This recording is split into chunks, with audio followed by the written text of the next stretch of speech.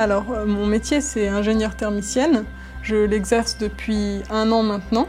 C'est chaud comme métier. Et concrètement, en quoi ça consiste ? Dans un premier temps, je dirais qu'on va réaliser plus des expertises pour vraiment comprendre d'où viennent les problèmes, où sont les gênes au niveau des occupants des différents locaux, avec éventuellement un questionnaire où on va leur dire est-ce que vous avez trop chaud, est-ce que vous avez trop froid, quelle est votre sensation d'inconfort. Ensuite, on va pouvoir réaliser des mesures. On réalise des mesures d'étanchéité depuis peu de temps sur les réseaux aéroliques, tout ce qui est système de ventilation.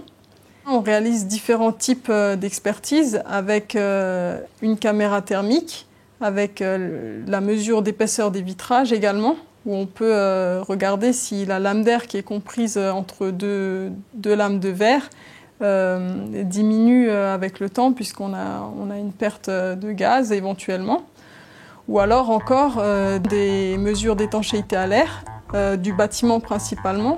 La perméabilité à l'air d'une construction caractérise la quantité d'air qui entre ou sort de manière non contrôlée à travers l'enveloppe du bâtiment.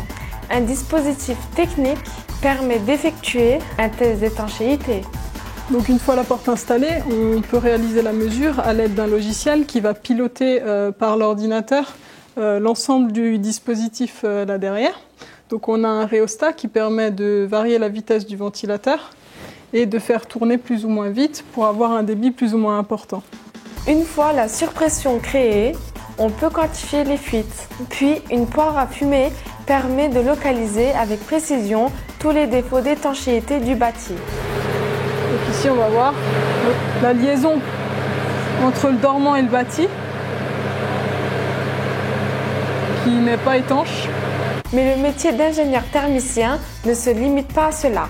Ensuite, il y a d'autres journées où on est beaucoup plus au bureau pour vraiment les études thermiques à proprement parler, où là, on va être sur l'ordinateur et faire de la simulation thermique dynamique ou des études réglementaires à l'aide du logiciel que l'on utilise. Une fois l'ensemble des informations rentrées dans le logiciel, les calculs sont lancés pour voir si le projet est conforme à la réglementation.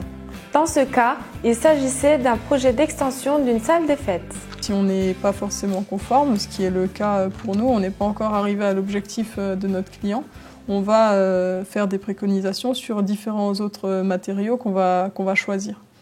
Notamment au niveau des surchauffants en été, on a de la laine de verre qui a été choisie pour l'instant. On pense qu'on va partir plus sur de la laine de bois qui a des capacités plus optimales en fait, à limiter les surchauffants en été.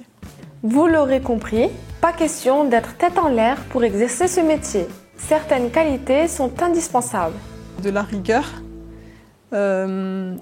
et beaucoup d'organisation, de se renseigner le plus possible sur en fait, les différentes problématiques qu'on peut avoir sur le bâtiment, c'est-à-dire à l'aide des mesures, non pas imaginer qu'on pourrait avoir tel problème, donc telle solution, vraiment aller jusqu'au bout du problème pour comprendre le phénomène physique qu'on a sur le terrain. Et ça, c'est quelque chose de capital. Et le génie, ça s'apprend ? Alors la formation de base, c'est principalement un diplôme d'ingénieur, plutôt axé énergétique. Et sur quelle rémunération peut-on compter ? Autour de 32 000 € annuels bruts en sortant de l'école. Ingénieur thermicien, un métier qui a le vent en poupe ? Le métier d'ingénieur thermicien est vraiment un métier d'avenir parce qu'actuellement, on a besoin énormément de rénover le parc immobilier français.